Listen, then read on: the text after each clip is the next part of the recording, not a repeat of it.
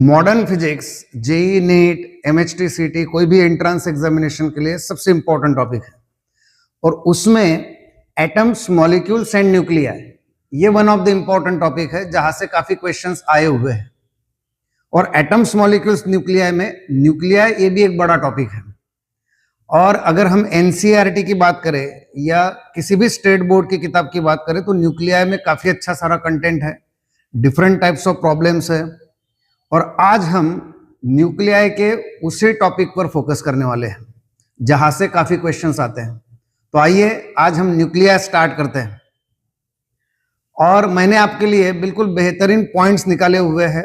आपको एनसीईआरटी पढ़ने की भी कोई जरूरत नहीं, कोई स्टेट बोर्ड की किताब भी पढ़ने की जरूरत नहीं। आपने सिर्फ ये लेक्चर कर लिया एक बार दो बार, इसमें से नोट्स लिख लिए, आपका न्यूक्लियाई फाइनल हो जाएगा। सारे टाइप के प्रॉब्लम्स एमसीक्यू हम इसमें डिस्कस करेंगे। तो आइए न्यूक्लियाई को अच्छे से पढ़ते हैं। सबसे पहले न्यूक्लियाई में क्या चीज आती है कि एनसीईआरटी में एक स्टेटमेंट जो दिया है वो हमें अच्छे से ध्यान में रखना है। Radius of nucleus is smaller than that of the radius of the atom by factor of 10⁻⁴। क्या कहा है कि रेडियस ऑफ न्यूक्लियस जो है, रेडियस ऑफ न्यूक्लियस जो है वो 10⁻⁴ टाइम्स इतने फैक्टर से कम है। किससे? एटम से। Radius of nucleus is smaller than radius of atom by 10⁻⁴। इसका मतलब क्या है? इसका मतलब है कि रेडियस ऑफ एटम और रेडियस ऑफ न्यूक्लियस का अगर हम रेशियो लेंगे तो हमें 10⁻⁴ मिलेगा।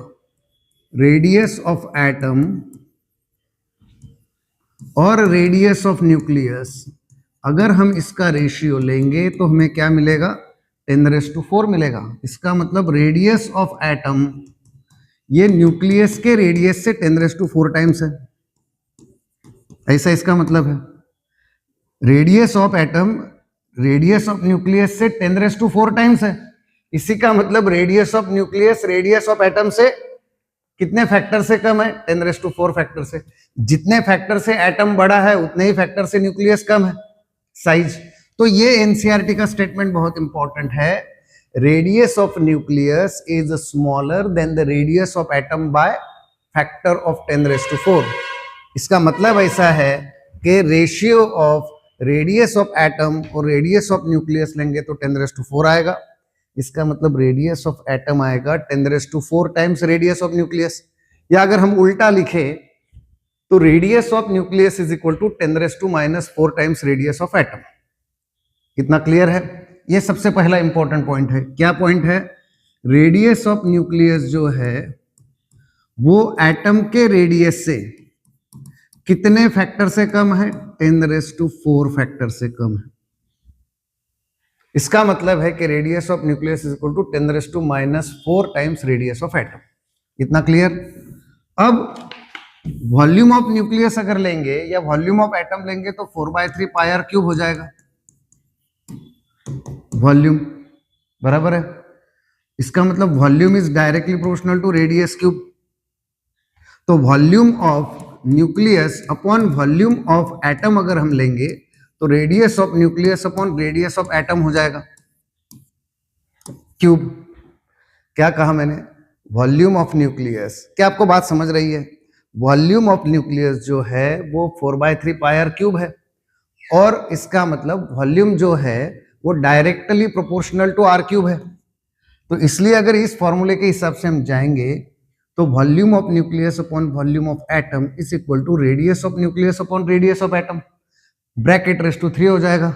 अब radius of nucleus upon radius of atom यहां से ले लो, क्या आ जाएगा? 10⁻⁻⁴। तो इसका मतलब volume of nucleus upon volume of atom हो जाएगा 10⁻⁻12। तो volume of nucleus is 10⁻⁻12 volume of atom. ये भी एनसीईआरटी में दिया हुआ है, ये आपको अच्छे से ध्यान में रखना है। तो मैं समझ रहा हूं कि आपको ये बात इतना क्लियर हो गया कि radius of nucleus is equal to 10⁻⁻⁴ times radius of atom, volume of nucleus is equal to 10⁻⁻⁴ times volume of atom. तो आगे बढ़ते हैं। अब आगे हमारे सामने अलग अलग कंसेप्ट आएंगे। एटॉमिक मास आएगा, एटॉमिक नंबर आएगा, मास नंबर आएगा। उसके बाद आइसोटोप, आइसोबार, आइसोटोन, ये सारी चीजें हमें अभी धीरे धीरे पढ़नी। तो आइए पढ़ते हैं atomic mass. All atomic masses generally expressed in atomic mass unit. फिर से बता रहा हूं, हम जनरली एसआई यूनिट जो है मास का किलोग्राम लेते हैं, सीजीएस यूनिट हम ग्राम लेते हैं, पर एटॉमिक पार्टिकल जो होते हैं वो जो उनके मासेस होते हैं बहुत बहुत छोटे होते हैं। और इसका मतलब है कि हमें उसके लिए कोई यूनिट ढूंढना पड़ेगा जो स्मॉलर फॉर्म में हो। तो ऐसा जो यूनिट है जिनके लिए हम एटॉमिक मासेस कंसिडर करते हैं वो है atomic mass unit. Proton, neutron, electron, ये जो भी एटॉमिक पार्टिकल है, न्यूक्लियर पार्टिकल है, इनके मासेस एक्सप्रेस करने के लिए हम यूज करते हैं एटॉमिक मास यूनिट। तो अब वन एटॉमिक मास यूनिट की डेफिनेशन हमें देखनी है। तो वन एटॉमिक मास यूनिट की डेफिनेशन क्या है? It is the mass of 1/12 of the mass of C12 carbon atom. अच्छे से डेफिनेशन ध्यान में रखना है। One atomic mass unit is equal to 1/12 of the mass of the C12 atom. देखो, one atomic mass unit 1/12 of the mass of the C12 carbon atom. तो one atomic mass unit का value कैसे निकालेंगे? That is equal to, इसका मतलब देखो carbon atom का जो मास है उसका 1/12, तो एक एटम का मास हम लेंगे उसको 12 से डिवाइड कर देंगे तो हमें मिल जाएगा one atomic mass unit. Carbon का जो एक एटम है अगर हम उसको उसके मास को 12 से डिवाइड करेंगे तो हमें क्या मिलेगा? वन एटॉमिक मास यूनिट मिलेगा। तो one atomic mass unit is equal to, अब mass of one carbon atom कैसे ध्यान में रखेंगे? मोबाइल नंबर की तरह ध्यान में रख लो, 1992647, 1992647, ये है mass of single carbon atom C12 atom. तो 1.992647 इंटू 10⁻⁻28 kg, उसको 12 से डिवाइड करेंगे तो हमें वन यूनिफाइड एटॉमिक मास या वन एटॉमिक मास यूनिट मिलेगा। दैट इज इक्वल टू 1660539 10⁻⁻7, 1660539 10⁻⁻7, ये ध्यान में रखना। तो मोबाइल नंबर की तरफ से आप ध्यान में रख सकते हैं 1992647, 1660539। तो mass of single carbon atom 1.992647 into 10⁻⁻28 kg है। इसको जब हम 12 से डिवाइड करेंगे तो हमें मिलेगा one atomic mass unit 1.660539 into 10⁻⁻27 kg। तो यहां तक क्लियर है। तो एटॉमिक पार्टिकल्स जो होते हैं उनके मासेस हम मेजर करते हैं किसमें? हम मेजर करते हैं एटॉमिक मास यूनिट में। और वन एटॉमिक मास यूनिट होता है 1/12 of the mass of the carbon atom.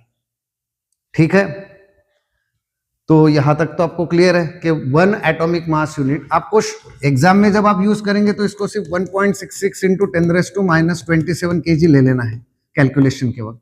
ये हमें स्टैंडर्ड फॉर्मेट में ध्यान में रखना है। ठीक है, अब जो एक एनसीईआरटी में लाइन दी है उसकी तरफ हमें फोकस करना पड़ेगा कि atomic masses of various elements जो होते हैं, जो अलग अलग एलिमेंट्स हैं, उनके जो एटॉमिक मासेस है वो integral multiple of mass of hydrogen atom होते हैं। Atomic masses of various elements are close to almost integer. किसके इंटीग्रल मल्टीपल? हाइड्रोजन एटम के मास के इंटीग्रल मल्टीपल होते हैं। Atomic masses of various elements, ये बहुत अच्छे से आपको स्टेटमेंट पता होना चाहिए। Atomic masses of various elements are close to integral multiple of mass of hydrogen atom. Atomic masses of various elements are close to integral multiple of mass of hydrogen atom. कितना clear है? इसका कुछ exceptions भी है। ऐसा नहीं है कि हर एलिमेंट का जो एटॉमिक मास आया है, ये जो एटॉमिक मास हर एलिमेंट का आया है वो हाइड्रोजन के इंटीग्रल मल्टीपल के बिल्कुल क्लोज होता है, पर उसको कुछ एक्सेप्शंस भी है। कौन सा एक्सेप्शंस है? एनसीईआरटी में दिया हुआ है। एटॉमिक मास ऑफ क्लोरीन जो है वो 35.46 एटॉमिक मास यूनिट है। Atomic mass of chlorine atom 35.46 unified atomic mass या एटॉमिक मास यूनिट है। अगर हमको इसको केजी को करना है कन्वर्ट तो 1.66 इंटू 10⁻⁻27 से मल्टीप्लाई कर देंगे। तो क्या ये इंटेग्रल मल्टीपल है क्या ये इंटेग्रल मल्टीपल है क्या हाइड्रोजन के एटम का? तो नहीं, तो ये एक्सेप्शन है। Atomic mass of chlorine atom ये 35.46 इसका आंसर है। तो ये एक्सेप्शन है इस स्टेटमेंट को कि atomic mass of various elements are close to integral multiple of mass of hydrogen atom. अब यहाँ पे हम आगे बढ़ते हैं। Atomic mass of chlorine 35.46 u यानी एटॉमिक मास यूनिट। अब हम आते हैं बेसिक फंडे जो है एटॉमिक नंबर। अब एटॉमिक नंबर क्या होता है, सबसे पहले हमें ये समझना चाहिए कि कोई भी एटम जो है, एटम के अंदर न्यूक्लियस है, न्यूक्लियस के अंदर प्रोटॉन और न्यूट्रॉन रहते हैं। प्रोटॉन और न्यूट्रॉन को टुगेदरली हम न्यूक्लियॉन कहते हैं, बराबर है। तो और इलेक्ट्रॉन जो होते हैं they are revolving around the nucleus. Rutherford ने कहा था, प्रूफ भी कर दिया था उसने कि electrons are revolving around nucleus. फिर बोहर्स थ्योरी ने कहा था कि electrons revolve in certain stationary orbit for which angular momentum is integral multiple of h/2π। तो सारी थ्योरी आप पढ़ चुके हो। अभी फिलहाल हम न्यूक्लियाई पे फोकस करेंगे। एटॉमिक नंबर क्या है? एटॉमिक नंबर ये है number of protons in the nucleus.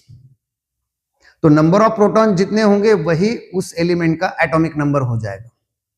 और हमें यह भी पता है कि जितने प्रोटॉन होते हैं उतने ही इलेक्ट्रॉन होते हैं।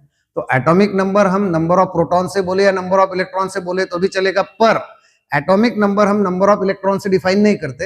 एटॉमिक नंबर हम नंबर ऑफ प्रोटॉन से ही डिफाइन करते हैं। Atomic number is equal to number of protons in the nucleus. अब यहां पे जरूरी क्या है कि ये जो एटॉमिक नंबर होता है किसी भी एलिमेंट का, वो उसका आइडेंटिटी है। एटॉमिक नंबर जो है वो किसी भी एलिमेंट का आइडेंटिटी है, वो उसका केमिकल बिहेवियर रिप्रेजेंट करता है। हर एलिमेंट जो होता है उसका केमिकल प्रॉपर्टी उसके एटॉमिक नंबर से फिक्स होता है, और दूसरा उसका जो पीरियोडिक टेबल में प्लेस होगा वो भी एटॉमिक नंबर से डिसाइड होगा। तो यहां पे स्टेटमेंट हमें ध्यान में रखना है, chemical properties of element are determined by atomic number. Atomic number से ही एलिमेंट की केमिकल प्रॉपर्टी डिटरमाइन होगी। इसका मतलब atomic number is identity of an element. Atomic number means number of protons in the nucleus, और obviously that is equal to number of electrons. Atomic number हम generally नहीं, हमेशा Z से ही represent किया जाता है। Atomic number is represented by letter Z.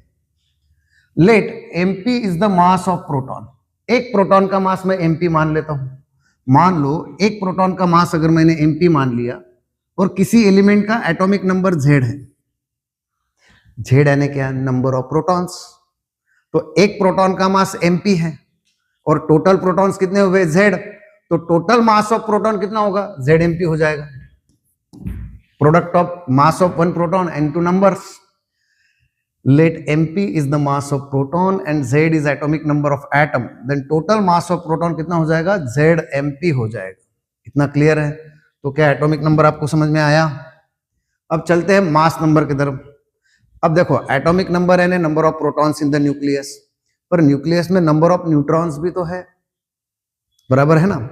तो जब प्रोटॉन और न्यूट्रॉन की एक साथ गिनती हम कर देंगे न्यूक्लियस में तो उसे हम बोल देंगे उसका मास नंबर।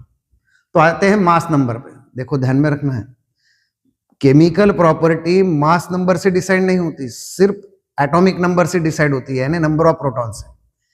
मास नंबर जब हम लेंगे तो it is sum total of mass of proton and neutron. देखो total number of protons plus total number of neutrons, इसी को हम बोलते हैं मास नंबर। ध्यान में रखना है। तो मास नंबर हम जनरली रिप्रेजेंट करते हैं लेटर ए से। Mass number is represented by letter A, that is equal to number of proton plus number of neutron। और अभी तो हमने पढ़ा कि नंबर ऑफ प्रोटॉन यानी एटॉमिक नंबर जिसे हम जेड से रिप्रेजेंट करते हैं, तो इसलिए हमें इक्वेशन क्या आता है? Atomic mass number is equal to atomic number plus number of neutron. So A is equal to Z plus N. यहाँ पे n मैंने स्मॉल इसलिए लिया है कि न्यूट्रॉन समझे उसको। तो एटॉमिक नंबर जो है वो z है, यानी नंबर ऑफ प्रोटॉन्स, n मान लेते हैं नंबर ऑफ न्यूट्रॉन्स, तो ये हो जाएगा मास नंबर। तो हम अगर हमारे पास मास नंबर हमें पता है, हमें एटॉमिक नंबर पता है तो नंबर ऑफ न्यूट्रॉन कैसे निकालेंगे, a माइनस जेड से निकाल लेंगे।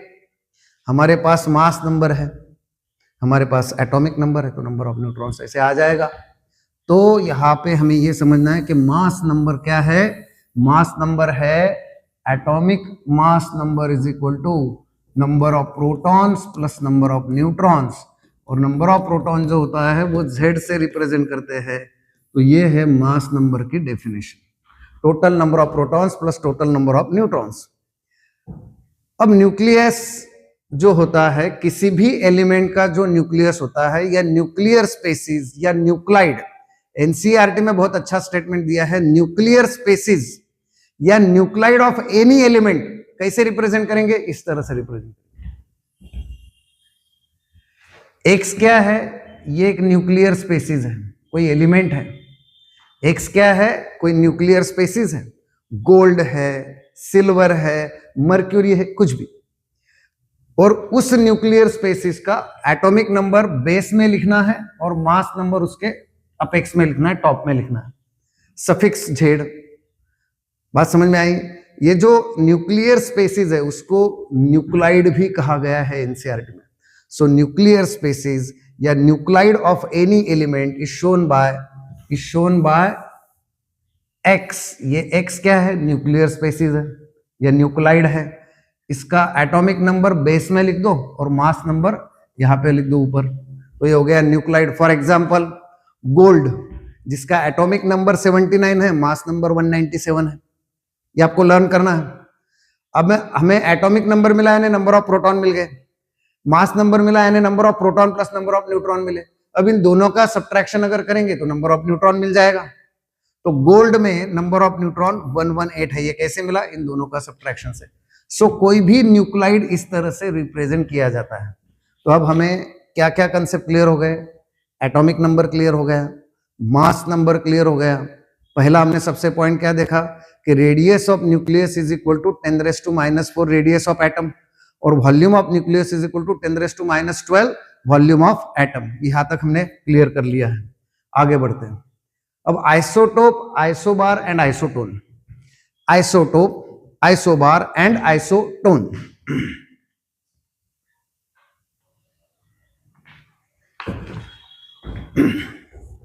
अब हम देखते हैं आइसोटोप, आइसोबार एंड आइसोटोन। अब आइसोटोप क्या है, तो देखो सबसे इंपॉर्टेंट चीज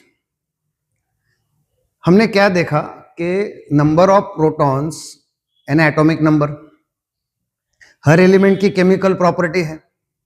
अब हर एलिमेंट जो होता है, अगर हम उसके केमिकल कंपोजिशन को अब जब हम देखेंगे तो केमिकल प्रॉपर्टीज तो सारी सेम है, पर हो सकता है कि उस एलिमेंट के कुछ सब स्पेसीज ऐसे हो कि जिनके मासेस डिफरेंट हो। ध्यान में लीजिए मैं क्या बता रहा हूं कि अगर हम मास स्पेक्ट्रोमीटर किसी भी एलिमेंट का, ध्यान देंगे, किसी भी एलिमेंट का अगर एटॉमिक मास डिसाइड करना है या डिटेक्ट करना है या मेजर करना है तो हमें मास स्पेक्ट्रोमीटर यूज करना है। किसी भी एलिमेंट का अगर एटॉमिक मास हमें मेजर करना है तो हम मास स्पेक्ट्रोमीटर यूज करते हैं। और मास स्पेक्ट्रोमीटर की मदद से जब हमने किसी भी एलिमेंट के मासेस डिटेक्ट किए या मेजर किए तो हमें ऐसे ध्यान में आया कि एक ही एलिमेंट के कुछ सब पार्ट ऐसे हैं, सब स्पेसीज ऐसे कि जिनके मासेस डिफरेंट है पर केमिकल प्रॉपर्टीज सेम है। अब एलिमेंट तो एक ही है, उनके मासेस भले ही डिफरेंट हो पर केमिकल प्रॉपर्टीज सेम है, इसका मतलब उनका एटॉमिक नंबर सेम है। और ऐसे जो सब स्पेसीज है किसी भी एलिमेंट के जिनके एटॉमिक नंबर सेम है पर मास नंबर डिफरेंट है, ऐसे जो भी सब स्पेसीज है किसी भी सिंगल एलिमेंट के, उनको उस एलिमेंट के आइसोटोप कहा जाता है। बात समझ में आई? What are isotopes? Isotopes are the subspecies of the elements having same atomic number but different mass number। देखो different types of atoms of same element, देखो ध्यान दो, different types of atoms of same element, एक ही element के अलग अलग atoms, एक ही element के अलग अलग एटम्स का जब हमने मास मेजर किया, इसकी मदद से मास स्पेक्ट्रोमीटर से। जब एक ही एलिमेंट के अलग अलग एटम का हमने मास मेजर किया, एक ही एलिमेंट का अलग अलग एटम है, मास स्पेक्ट्रोमीटर से हमने मासेस मेजर करे, तो हमको ऐसा ध्यान में आया कि उनके मासेस अलग अलग है पर केमिकल प्रॉपर्टीज सेम है। देखो, different types of atoms of same element having same chemical behaviour but different masses, ऐसे जो है उन्हीं को हम बोलते हैं isotopes. Atomic species of same element differ in masses, atomic species of same element differ in masses, यानी mass number अलग है, उनको बोलेंगे आइसोटोप्स। तो आइसोटोप्स यानी एक ही एलिमेंट के अलग अलग रूप है जिनका एटॉमिक नंबर सेम है, केमिकल प्रॉपर्टीज सेम है, पर मास नंबर अलग अलग है। Isotopes of element have same atomic number, Z same है पर उनका A यानी मास नंबर अलग अलग है। अब हमें यहाँ पे दिया हुआ है हाइड्रोजन के आइसोटोप्स, 3 आइसोटोप्स है। एक बेसिक हाइड्रोजन हो गया H11, ड्यूटेरियम H12 और ट्रिटियम H13। ये 1 क्या है नीचे वाला, ये तो एटॉमिक नंबर है। तो एक ही एलिमेंट है हाइड्रोजन, उन सबका एटॉमिक नंबर सेम है यानी केमिकल प्रॉपर्टीज सेम है। तो डिफरेंस कहाँ पे हुआ? मास नंबर में। हाइड्रोजन का मास नंबर 1, ड्यूटेरियम का 2, ट्रिटियम का 3, बराबर। तो मासेस का रेशियो 1:2:3 हो गया। देखो, मासेस अलग अलग है पर एलिमेंट एक ही है। एक ही एलिमेंट का अलग अलग एटम है जिनका एटॉमिक नंबर सेम है पर मासेस अलग अलग है, वो हो गए आइसोटोप। तो हाइड्रोजन, ड्यूटेरियम एंड ट्रिटियम ये आइसोटोप है हाइड्रोजन के। हाइड्रोजन के 2 अलग अलग आइसोटोप है ये। अब इसमें अगर हाइड्रोजन का मास हम लेंगे तो 1.0078, ये ध्यान में रखना है। ड्यूटेरियम का 2.0141 atomic mass unit, you for atomic mass unit. Tritium का 3.016 एटॉमिक मास यूनिट। इसका मतलब 1:2:3 ये उनका मास का रेशियो हो गया। अब ये जो ट्रिटियम होता है ना, एनसीईआरटी में एक बहुत अच्छी लाइन दी है, ट्रिटियम जो होता है ये अनस्टेबल होता है, ये नेचुरली फ्री कहीं भी मिलेगा नहीं, does not occur in nature freely, ये लेबोरेटरी में बनाना पड़ता है। ट्रिटियम जो है, ये जो आइसोटोप है, ये नेचुरली ऑकरिंग नहीं है। क्यों? क्योंकि हाईली अनस्टेबल है, ये लेबोरेटरी में बनाना पड़ता है।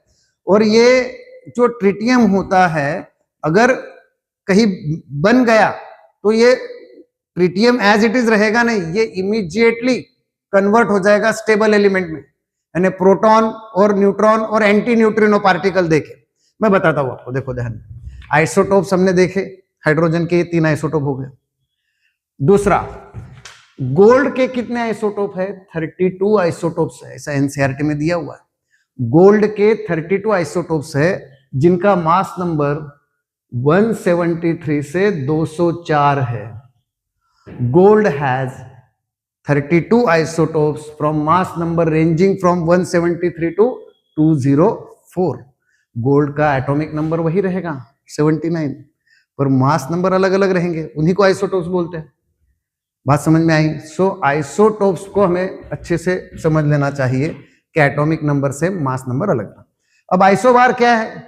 आइसोबार यानी ऐसे एटम्स, ऐसे न्यूक्लियाई, ऐसे एटम्स नहीं, ऐसे न्यूक्लियाई बोल देंगे हम, ऐसे न्यूक्लियाई कि जिनका मास नंबर सेम है पर एटॉमिक नंबर अलग अलग है।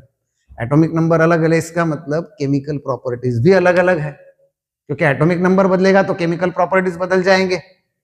All nuclides with same mass numbers are called as isobars.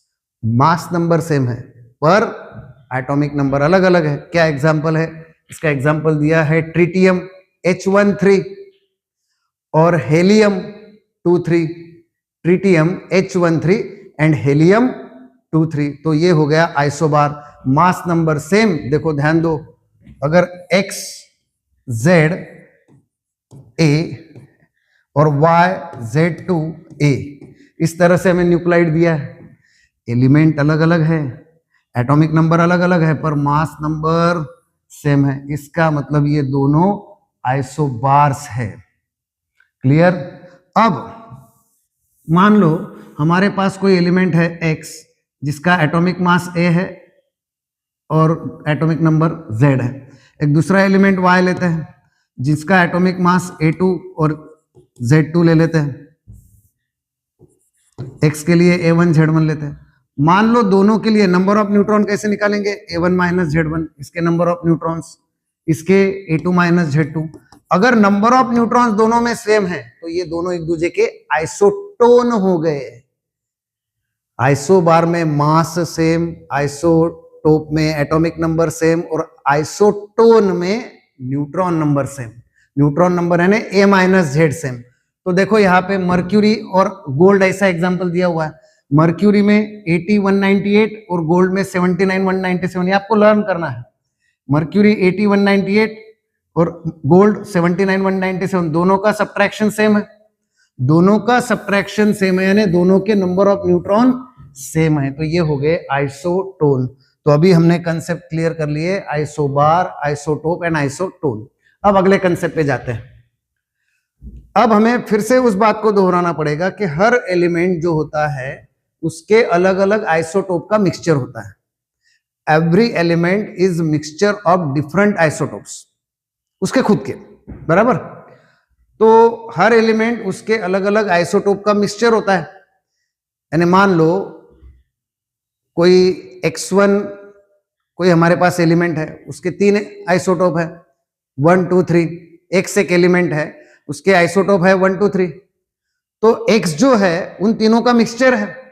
तो अब जब मिक्सचर है तो हमें यह भी तो सोचना पड़ेगा कि X1 में 1 कितना प्रेजेंट है, 2 कितना प्रेजेंट है, 3 कितना प्रेजेंट है, उनके प्रोपोर्शंस क्या है। प्रोपोर्शन का मतलब यहाँ पे वर्ड यूज किया हुआ है रिलेटिव अबंडेंस। हर एलिमेंट जो है, ध्यान दो अच्छे से, मैं इसको आपको अच्छे से समझाता हूं। एक एलिमेंट हमने लिया यहां पर, उसका आइसोटोप X1, ये एलिमेंट X है, इसका आइसोटोप X1 लिया, एक X2 लिया, एक X3 लिया।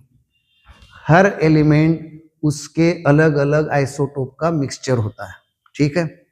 अब हमें क्या सोचना है कि ये जो X1 है, X2 है, X3 है, ये तो 100% हम ले लेते हैं।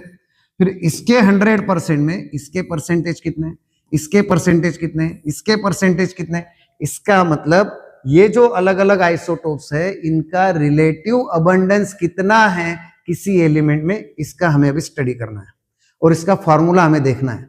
How to find relative abundance या फिर how to find average mass of an element. ये जो एलिमेंट है with the help of isotopes हम कैसे उसका मास मेजर करेंगे, तो उसके लिए हमें क्या ध्यान में रखना है, रिलेटिव अबंडेंस कितना प्रेजेंट है। ध्यान दो, every element is a mixture of several isotopes. Relative abundance of different isotopes differ from element to element.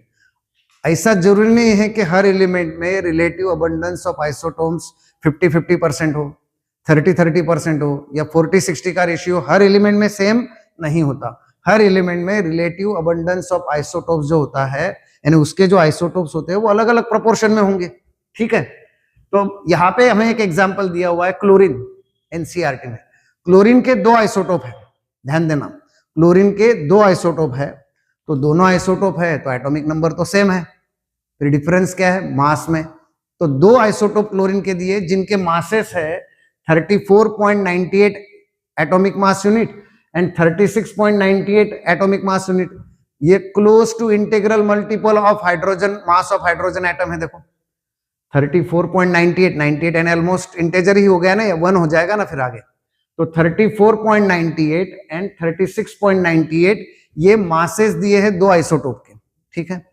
अब इनके रिलेटिव अबंडेंसेस भी दे रखे हैं, कितने हैं।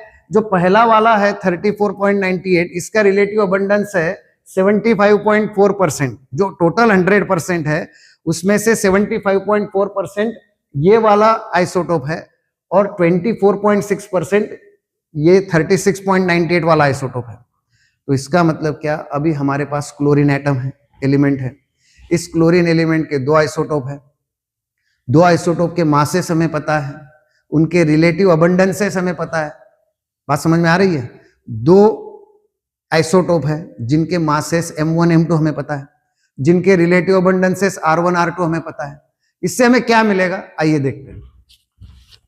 क्लोरीन के 2 आइसोटोप है जिनके मासेस M1 M2 है, रिलेटिव अबंडेंसेस R1 R2 मान लेते हैं। तो अगर हमारे पास किसी भी एलिमेंट के सारे आइसोटोप्स पता है, उसके मासेस पता है और उनके रिलेटिव अबंडेंसेस पता है, तो हम वो जो एलिमेंट क्लोरीन है उसका एवरेज मास निकाल सकते हैं। बात समझ में आई? अगर हमारे पास कोई एलिमेंट है जिनके मासेस हमें पता है, एम आइसोटोप्स के मासेस M1 M2 M3, उनके रिलेटिव अबंडेंसेस पता है R1 R2 R3 जो भी है, तो अगर हमारे पास आइसोटोप के मासेस और उनके रिलेटिव अबंडेंसेस है तो जिस एलिमेंट के वो आइसोटोप है उस एलिमेंट का एवरेज मास हम निकाल सकते हैं। कैसे? तो ये एवरेज मास को हम डिफाइन करते हैं weighted average mass of isotopes, weight average mass of isotopes, ऐसा एनसीईआरटी में स्टेटमेंट है। हमें इस स्टेटमेंट पे ज्यादा ध्यान नहीं देना है, फिर भी एनसीईआरटी का स्टेटमेंट है तो एज ए फॉर्मूला तुम्हें ध्यान में रखना चाहिए कि average mass of chlorine is equal to weight average mass of isotopes. पर फॉर्मूला क्या है एवरेज मास निकलने का? M1R1 plus M2 R2 upon 100। अगर दो आइसोटोप है जिनके मासेस M1 M2 है, उनके रिलेटिव अबंडेंसेस R1 R2 है, तो M1R1 plus M2 R2 upon 100, ऐसा हम एवरेज मास इस फॉर्मूले से निकालेंगे। मान लो तीन आइसोटोप है, M1R1 plus M2 R2 plus M3 R3 upon 100 ले लो, क्योंकि तीनों के मासेस पता है, तीनों के रिलेटिव अबंडेंसेस पता है, तो हमें एवरेज मास ऑफ उस एलिमेंट का निकालते आएगा। अब यहां पे हमारे पास M1 दिया है, यहां पे हमारे पास उसका रिलेटिव अबंडेंस पता है, M2 पता है, मास ऑफ सेकंड आइसोटोप, उसका रिलेटिव अबंडेंस पता है, कैलकुलेशन करके हमें एवरेज मास ऑफ क्लोरीन मिल जाएगा 35.47 एटॉमिक मास यूनिट। तो मैं आशा कर रहा हूं कि आपको ये कंसेप्ट पूरी क्लियर हो गई है कि एवरेज मास ऑफ एलिमेंट कैसे निकाला जाता है। अगर हमारे पास आइसोटोप्स पता है, उनके मासेस पता है, उनके रिलेटिव अबंडेंसेस पता है, तो M1R1 plus M2 R2 plus M3 R3 plus M4 R4 upon 100 कर लो, तो हमें एवरेज मास उस एलिमेंट का मिल जाएगा। तो इतना क्लियर है आपको? अब न्यूट्रॉन पे आते हैं। देखो यहां पे हमने देखे तीन आइसोटोप हाइड्रोजन के, हाइड्रोजन यानी हाइड्रोजन के दो आइसोटोप है दूसरे, ये टोटल तीन आइसोटोप एक दूसरे के बोल सकते हैं हम।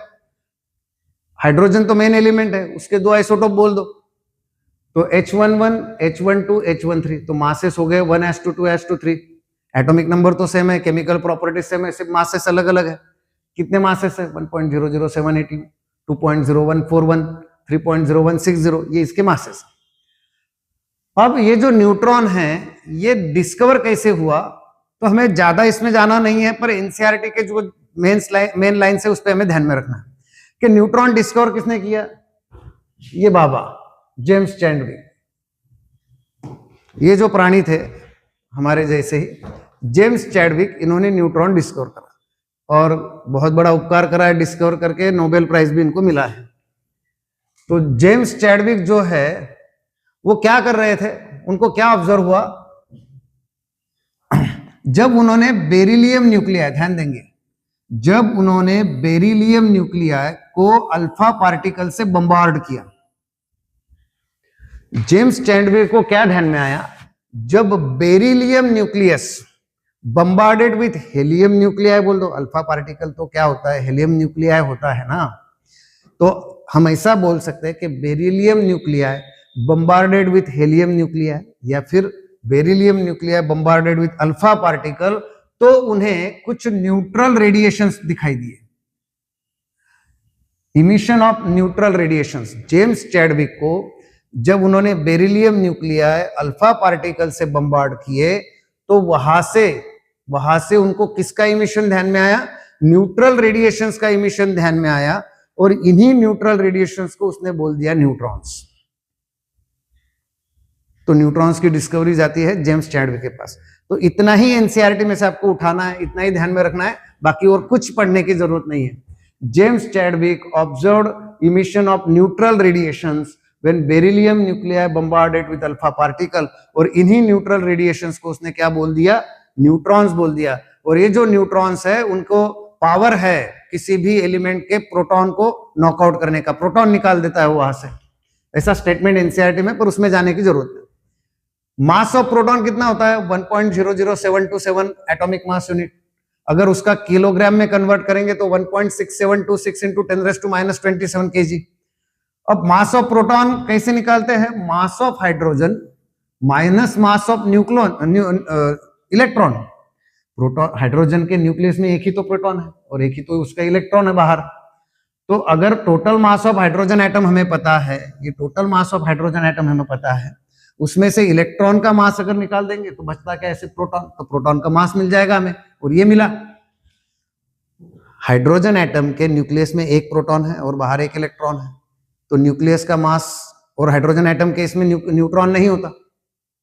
यहाँ पे देखो नंबर ऑफ न्यूट्रॉन 0 है, 1 1 1 - 1 0। तो हाइड्रोजन के न्यूक्लियस में सिर्फ एक प्रोटॉन है, बाहर एक इलेक्ट्रॉन है। तो हाइड्रोजन के टोटल मास में से अगर इलेक्ट्रॉन का मास रिमूव कर देंगे तो हमें प्रोटॉन का मास मिल जाएगा। तो ये अच्छे से ध्यान में रखना है। मास ऑफ न्यूट्रॉन कितना है वो भी आपको लर्न करना है, 1.00866 या फिर किलोग्राम में 1.6749 इंटू 10⁻⁻27 kg। ये आपको नंबर्स बिल्कुल रखने हैं अच्छे से। तो न्यूट्रॉन आपको क्लियर हो गया। मैंने शुरुआत में कहा था कि फ्री न्यूट्रॉन एग्जिस्ट होता ही नहीं, वो अनस्टेबल होता है। फ्री न्यूट्रॉन एग्जिस्ट होता नहीं, न्यूट्रॉन सिर्फ न्यूक्लियस में स्टेबल होता है। Neutron is stable only inside nucleus, NCERT में लाइन दी हुई है। Neutron is stable only inside nucleus, पर बाहर वो अनस्टेबल होता है। अगर बाहर वो पैदा हो भी गया तो इमीडिएटली उसका कन्वर्शन प्रोटॉन में हो जाएगा। वो क्या करेगा, प्रोटॉन बनाएगा, इलेक्ट्रॉन बनाएगा और एक दूसरा एंटी न्यूट्रिनो पार्टिकल भी रिलीज करेगा। हम इसमें अभी डिटेल में नहीं जाएंगे, अभी फिलहाल इतना ही ध्यान में रखते हैं। न्यूट्रॉन फ्री एग्जिस्ट नहीं होता, अगर वो हुआ तो अनस्टेबल है। 1000 सेकंड उसका हाफ मीन लाइफ है। ये हम बाद में देखेंगे हाफ मीन लाइफ क्या है, अभी फिलहाल सिर्फ स्टेटमेंट ध्यान में लो। इसका हाफ मीन लाइफ है 1000 सेकंड। ये न्यूट्रॉन प्रोटॉन में कन्वर्ट हो जाएगा एक इलेक्ट्रॉन देके और एंटी न्यूट्रिनो पार्टिकल देके। तो यहां तक मेरे हिसाब से आपको समझ गया है, क्लियर। अब आते हैं दूसरा अगला important formula, radius of nucleus. हमारे पास मान लो कि कोई एलिमेंट है, ठीक है, जिसका मास नंबर ए है। अगर किसी एलिमेंट का मास नंबर ए, ध्यान देंगे जरा, किसी एलिमेंट का मास नंबर हमारे पास ए है, तो उस एलिमेंट का जो रेडियस है, ध्यान देंगे, रेडियस ऑफ न्यूक्लियस है, it is directly proportional to a⁻⁴। बिल्कुल अच्छे से ये स्टेटमेंट ध्यान में रखना है। Radius of nucleus of any element is directly proportional to cube root of its mass number. a⁻⁴ यानी cube root of mass number, इस तरह से भी आप लिख सकते हैं। Radius of nucleus is directly proportional to cube root of its mass number. और इसको हम अगर प्रोपोर्शनैलिटी साइन निकाल दे तो इस तरह से इक्वेशन बना लेंगे। और ये जो R0 है, ये R0 जो होता है प्रोपोर्शनैलिटी कांस्टेंट, इसकी वैल्यू होती है 1.2 इंटू 10⁻⁻15 मीटर। बट 10⁻⁻15 यानी फेम्टो होता है, तो -15 की जगह हम F लिख सकते हैं। तो 1.2 10⁻⁻15 मीटर या 1.2 फेम्टो मीटर, ये कांस्टेंट की वैल्यू है। तो ये इक्वेशन बहुत इंपॉर्टेंट है। Radius of nucleus is directly proportional to cube root of mass number. Radius of nucleus is directly proportional to cube root of mass number. और हम इक्वेशन इस तरह से बना देंगे। अब दोनों साइड का क्यूब करते हैं, r³ R0 क्यूब, और इसका क्यूब का क्यूब 3/3 निकल जाएगा तो a रहेगा। अब volume of nucleus is directly proportional to r³ होता है 4/3 πr³। तो volume is directly proportional to r³, और r³ जो है वो मास नंबर को डायरेक्टली प्रोपोर्शनल टू। देखो फिर से एक बार स्टेप बाय स्टेप करता हूं, दोनों साइड का क्यूब करते हैं।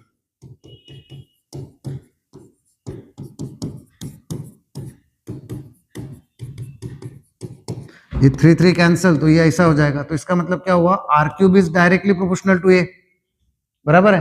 Cube of radius of nucleus is directly proportional to mass number. और वॉल्यूम ऑफ न्यूक्लियस कितना होता है भाई, 4/3 πr³।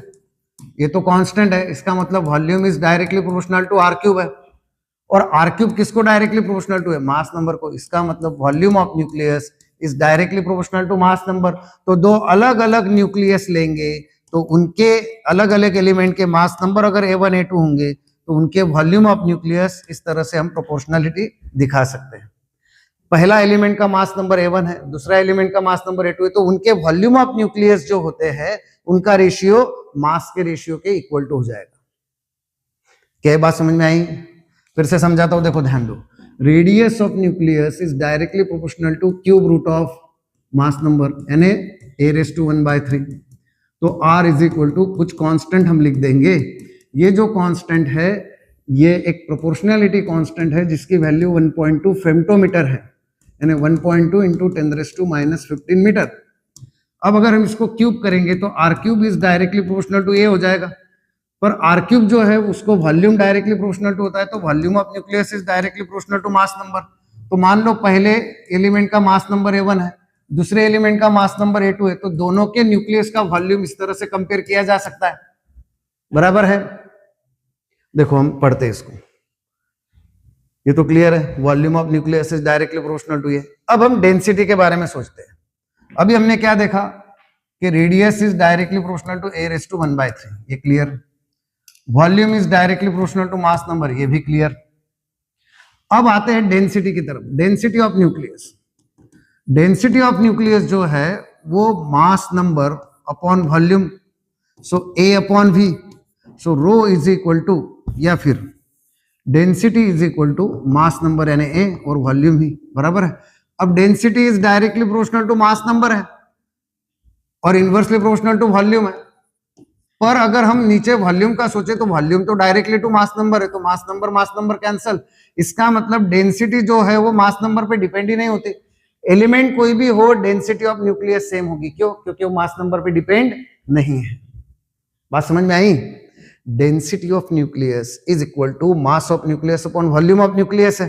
So density is equal to mass number upon volume, पर वॉल्यूम जो है वो डायरेक्टली टू ये है, तो A कैंसिल हो जाएगा, तो डेंसिटी के पास मास नंबर है ही नहीं। तो density of nucleus is independent of mass number. Density of nucleus is constant for each element and is equal to 2.3 into 10⁻17 kilogram per meter cube. Density of nucleus is 2.3 into 10⁻17 kilogram per meter cube. इसका मतलब nucleus की density की order होती है 10⁻17। ये फॉर्मूले तो हमने भी देख लिए।